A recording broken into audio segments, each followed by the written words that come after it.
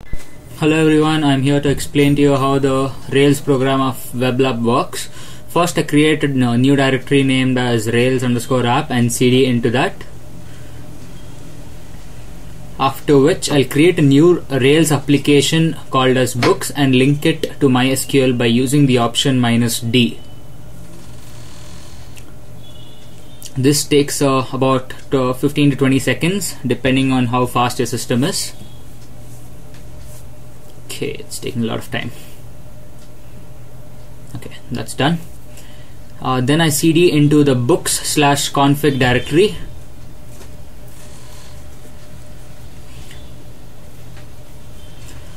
Here I edit a document called as database.yml. Here you type your MySQL root password. Okay, this script is used to access your MySQL database by using your Rails application.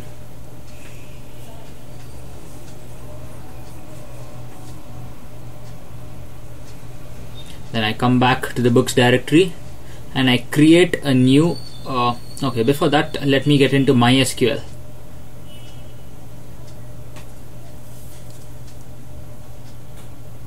Here I'll show you all the databases which is present in my system. Okay, there are a new database called as books_development and books_test. I have to delete those two because my application will create those two later on. So I drop the database.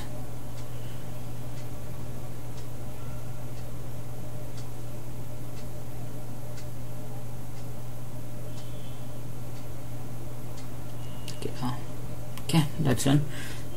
Should I remove? Okay, that's not required. Fine.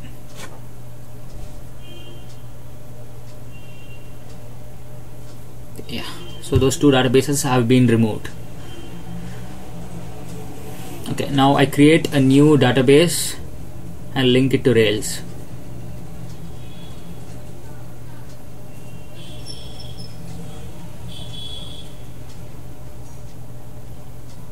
I'll show you the databases which is present again.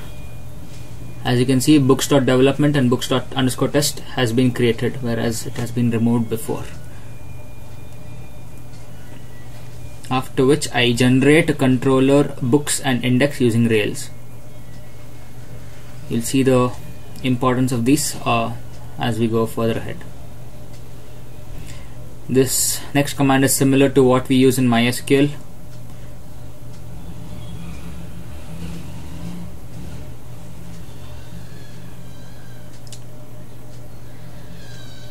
I use the migrate function to show which database is to migrate all of the previous commands into the database. As you can see, there is no tables which has been created in this. As you can see, there's no tables which has been created yet. So after I migrate into the MySQL, you will find books, a table called as books present in it. Yeah, books and schema migrations has been created. Okay, now let's get to the coding part. I cd into cd app views and books directory, and there's a file called index.html.erb. Okay, that's your first code out of the 4 programs present. So the first HTML file is pasted.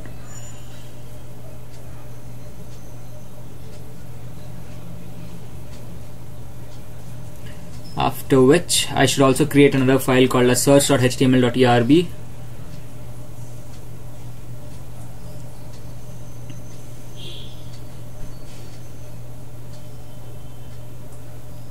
Okay, this is our second code.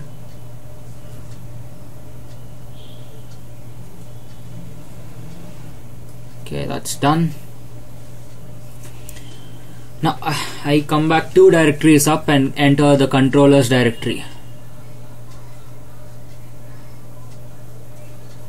Okay, as you can see, there's a controllers directory.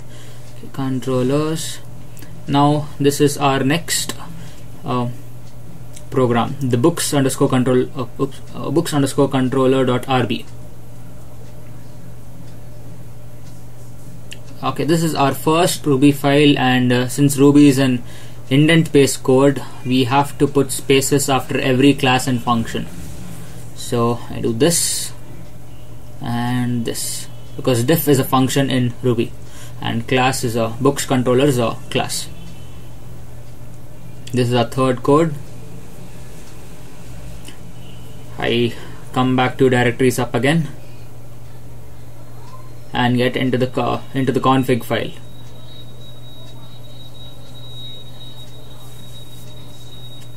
I enter I edit roots.rb, which is the next program in our application.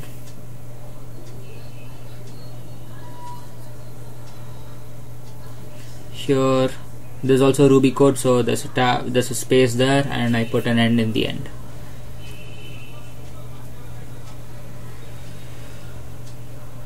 I come back a directory up and starts the Rails server. Okay, there we go.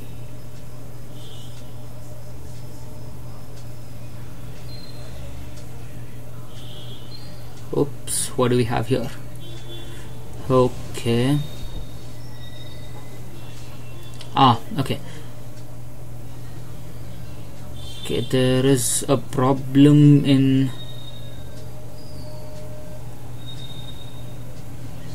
the match method. Okay, so we use the match method in the roots.rb, so I think there is a problem in the roots.rb file. Okay, let's get into that.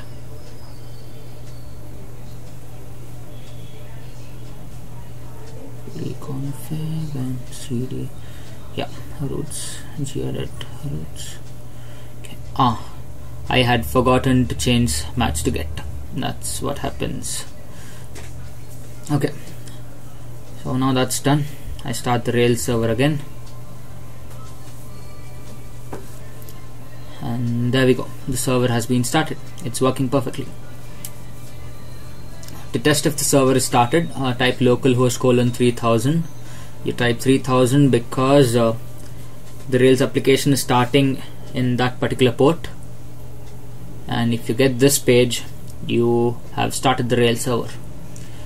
Now I get into index books_/index, and that should give us our first HTML page. Okay, let me not type my name here.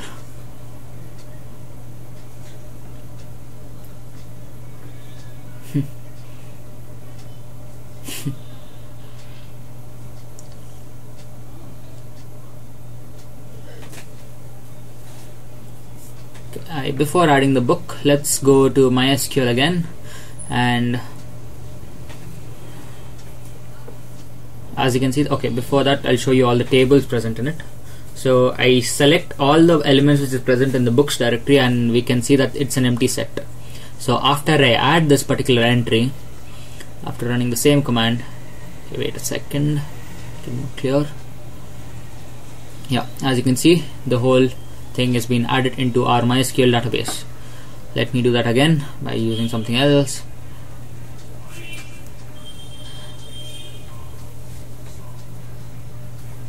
And this has been added. After that, as you can see, this second application has been added as well.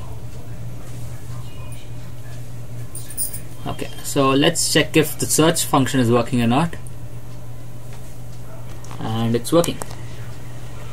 And guys, there you have it. This thing is done.